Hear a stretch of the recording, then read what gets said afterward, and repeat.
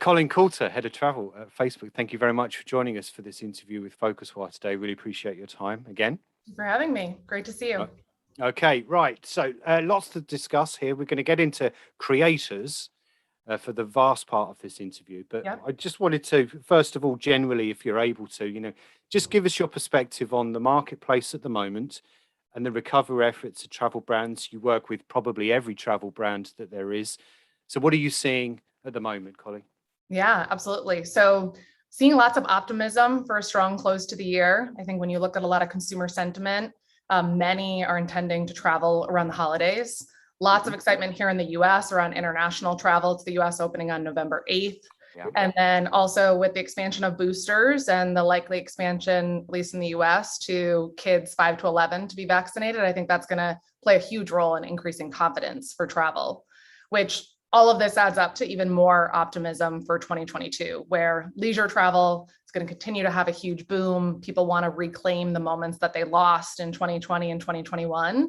And we're seeing kind of a new type of business travel emerge that I think a lot of travel companies are going to get excited about around permanently remote workers and the need for them to come together with their coworkers for brainstorming and just building trust and connection. So I think we're going to see a lot more in that space.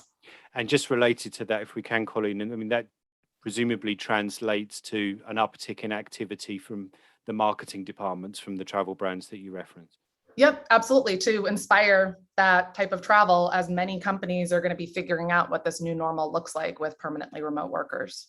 Okay. Are there any particular marketing tactics that you're seeing that they are using in this kind of, I dare to call it post-pandemic recovery phase, because, depending on where you are in the world, it sometimes feels like we're mid-pandemic, and certainly does again here in the UK. But again, what kind of marketing tactics are you seeing? Or is it kind of a tried and tested ones, or are they starting to feel their way around other things? Yeah, so in the beginning of the pandemic, very bottom of the funnel focus, just focused on driving bookings with whatever demand brands could find. And now as the pandemic has progressed, seeing a lot more investment in brand advertising. We all know that loyalty is up for grabs right now. This is a chance for brands to make their first impression with consumers. And so we're seeing them really move up the funnel, use more video advertising to tell a richer story about their values, maybe about destinations that they now have properties or routes to. So lots more in the brand advertising space. And then we also see brands partnering with us on new tactics. So labor, we all know, is a huge challenge for many travel suppliers right now. And they're relying on our platforms to drive leads, drive applications, to try and overcome the current labor challenge. Yeah, that's interesting that they're using platforms like Facebook and the other services that you provide to help them with a particular problem, rather than, as you say, just branding and, oh, this destination, doesn't it look lovely now that it's reopened? Yep. And historically, maybe that responsibility sat with just the recruiting team, or they relied on their owned and operated channels to drive recruitment. But they're in such a dire spot. They're saying we need to do more. Like, let's put our marketing teams to work around this challenge before we get too hung up on driving demand that maybe we can't satisfy. Yeah, indeed. Yeah, chicken and egg almost. So, okay, I said at the beginning, Colin, that we were going to talk about creators. Give us your definition, because some people might get confused about what a creator is. Because, I'm old enough to remember travel bloggers, and they've been kind of morphed into influencers, but creators is something very specific. So first, before we get into the discussion about this, just give us your definition on what a creator is. Yeah, sure. So it may be helpful even just to go back a little bit in history. So the influencers have actually existed, I was surprised to learn, since like ancient Rome, where gladiators were known for promoting certain products, and they had an audience that was willing to hear about those products. Fast forward to like early 20th century, you had people like Coco Chanel, who were really influential in the fashion world. But with the advent of social media, we are in a place where anyone can become a creator. So to your point of a definition of a creator, I would say it's someone who has a specific interest, expertise, skill, and that has allowed them to build a loyal following such that they can then make recommendations to people, and frankly, people trust them a lot. So we know that 2/3 of consumers trust what they hear from a creator about a brand more than what they hear from the brand itself about themselves. And so that's one of the reasons why creators end up being super relevant to travel brands. No, interesting. On that particular point, you said they trust creators more than they do the brand themselves. And I don't know if this was in whatever research that you did Yeah. to provide us with that stat. Do they trust them more, less, or equal to their friends that they are connected to on Facebook?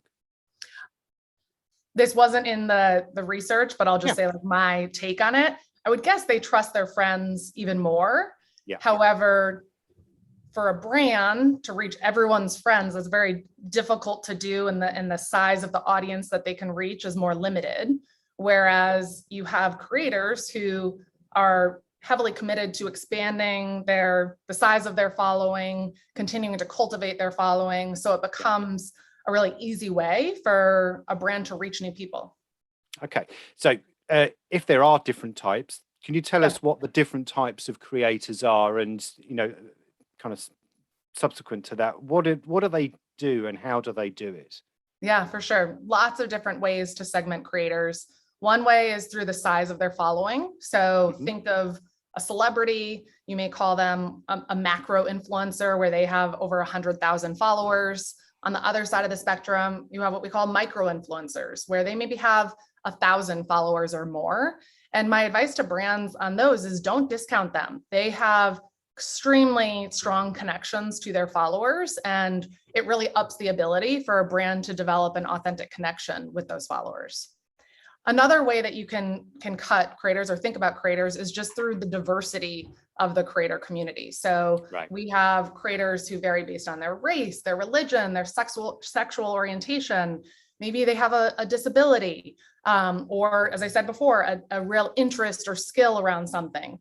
And so that's another way for brands to think about who they align themselves with. There's two creators that I really take a lot of inspiration from. One is Martinique Lewis. She is a Black travel creator. She's the founder of the Black Travel Alliance, a creative lead at Nomadness. And she does a lot of great work making sure that the marketing from brands and destinations is as diverse as the travel community itself. And then Sassy Wyatt, she is a blind travel creator, and she does a lot of work to raise awareness about the needs of the disabled while traveling to try to make travel that much more accessible for disabled people. And so I think that really presents an opportunity for brands too, because we know that consumers care a lot about diversity and inclusion. They say that they're more loyal to brands that embrace diversity and inclusion in their advertising. And so as brands think about who they want to align themselves with as a creator, it's really an opportunity to build an authentic connection with more diverse communities.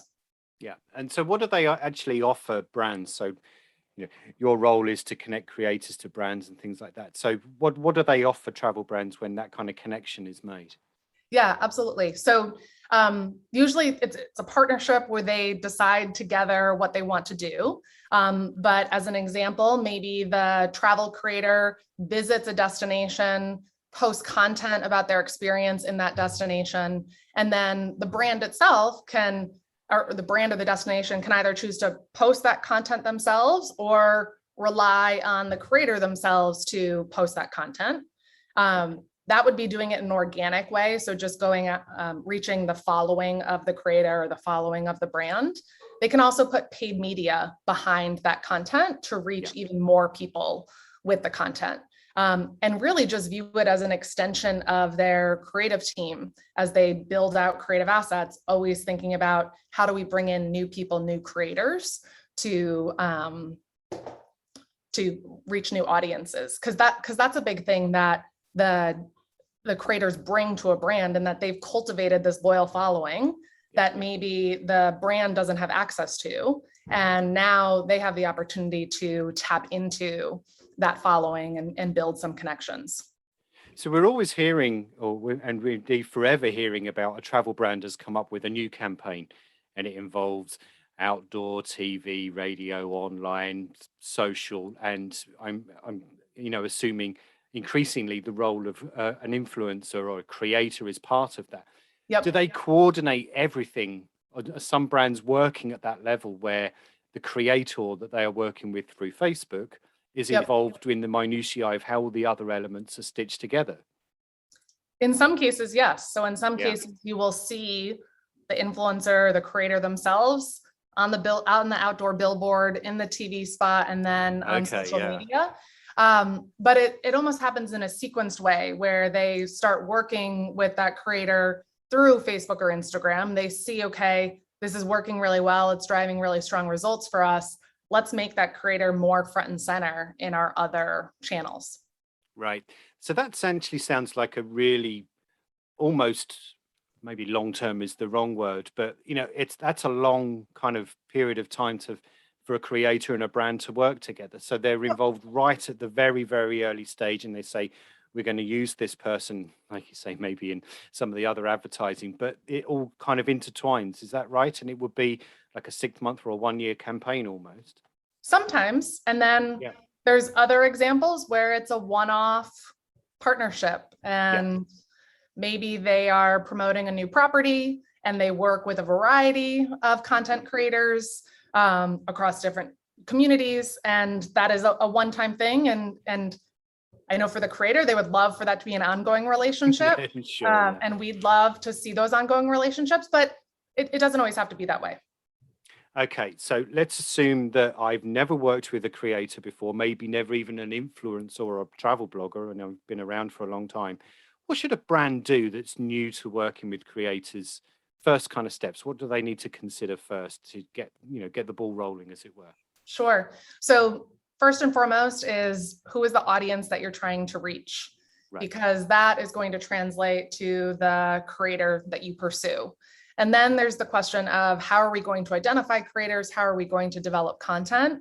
Some brands choose to build a creator practice in-house. In doing that, they'll hire folks who have a lot of experience working with creators. They'll also rely on tools. For example, Facebook has something called the Brand Collabs Manager that helps brands identify creators. Other brands will choose to work with a third party. So there is a really large ecosystem of companies now focused on creators. In fact, in the US alone in 2021, we expect there to be $5 billion invested in startups focused on creators. And wow. Some of those creators are part of something called the Facebook Business Partner Program, where we've basically verified their skills and their success with other brands, and we want to help raise awareness of those companies. Examples would be like Social Native, Tribe, Popular Pays.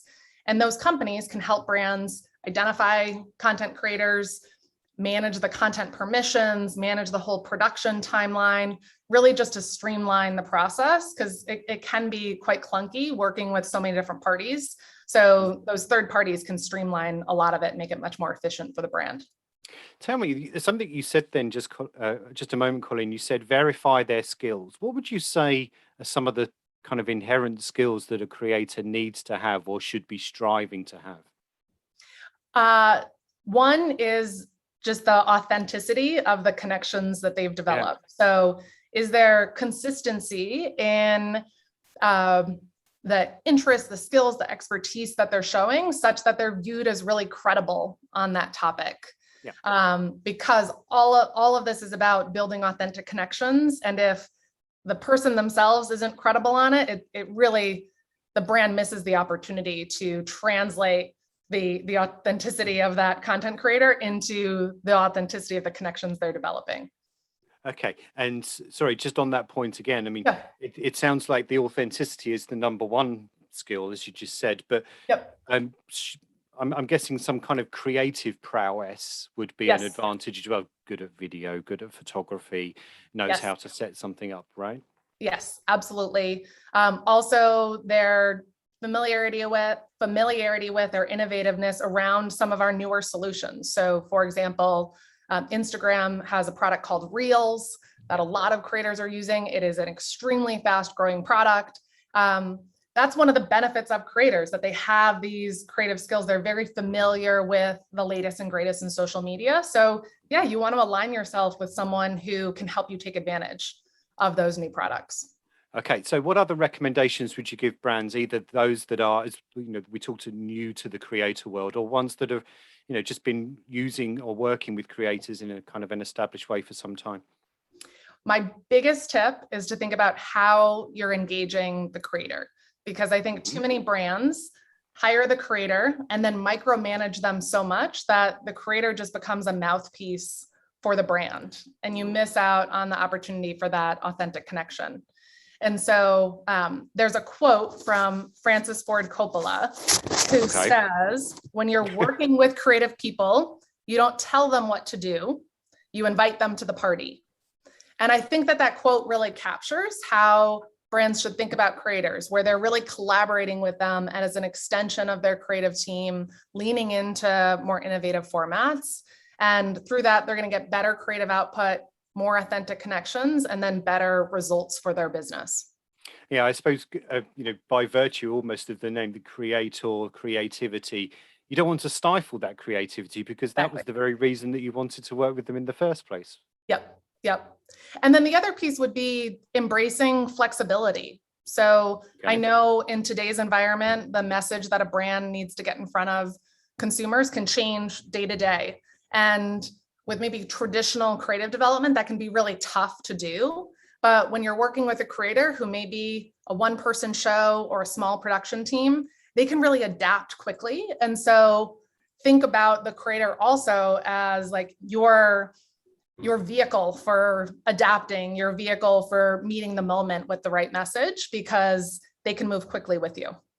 Okay, so we're recording this in late October. We're approaching the holidays, whether that's the Thanksgiving or the more kind of Christmas seasonal holiday that everywhere else around the world. I mean, how do you think brands could be working with creators to tap into a specific time slots or seasonal moments? Yeah. So, I mean, we started the interview talking about how excited we are about 2022. And I think the risk is that then you miss the opportunity in Q4.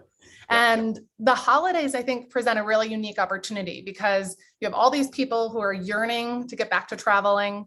We also know for years, research has shown that millennials prefer to purchase and gift experiences over material things. Yeah. And so I think there's some interesting things you could do with creators, be it highlighting how they're purchasing gift cards from your brand to gift to their family members to have a certain experience. Or maybe the creator is talking about their own family travel plans where they're forgoing gifting each other material things and instead are taking a trip together. So really just thinking about ways to tap into the spirit of the holidays and the fact that people really want to get back to traveling.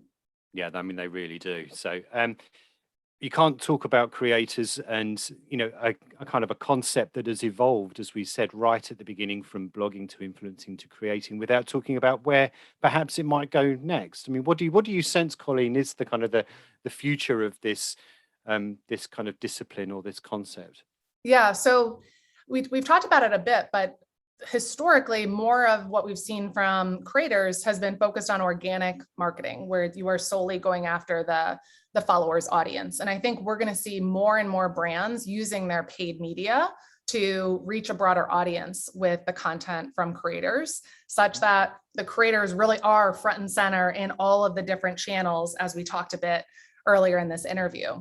The other thing that I think we're going to see with creators really coincides with a trend around commerce. So we see consumer expectations continue to increase in terms of the frictionless experience to learn about products and services, buy products and services on their mobile device. And I think we're going to see more and more platforms equipping creators with those tools to help make a frictionless commerce experience for their followers. Now, that's interesting. I mean, do you see, we're just throwing ideas around now. It's like a strategy session, but I'm interested. I mean, you have with WhatsApp as a communication platform and Facebook Messenger as well. I mean, do you sense a time where, as we've seen brands, I remember KLM was one of the very, very first Facebook Messenger chatbot kind of brands to be involved in that. Do you sense a time where creators could be involved at a messaging level where they would be answering questions kind of in real time almost? Yeah, I think they absolutely could. In fact, today, Instagram Direct is used a lot by influencers and creators, where maybe they post something it catches on with their followers, and the followers are then reaching out to them with questions about their stay at a property, about a new class on the airline. And that creator is viewed as a really credible source of information, and they're able to answer questions accordingly. Okay, right. So last thing then, here's your chance to talk about specifically about what you do. So I've watched this video. I'm interested in kind of taking the next step. What is a very tactical thing that I need to do? Is it contact you and the team? How does it work from this moment? Yeah, absolutely. So if your company is already working with a Facebook team, reach out to them, ask about how they can get started with branded content and content creators. And if you don't have a Facebook team that you're working with, we have really, really rich resources on the Facebook Help Center, on the Facebook Newsroom, all about our investments in the creator space and how to get started. So definitely encourage you to check that out as well. Okay, Colleen Coulter from Facebook, thanks very much for joining us. Really appreciate your time. Thank you so much.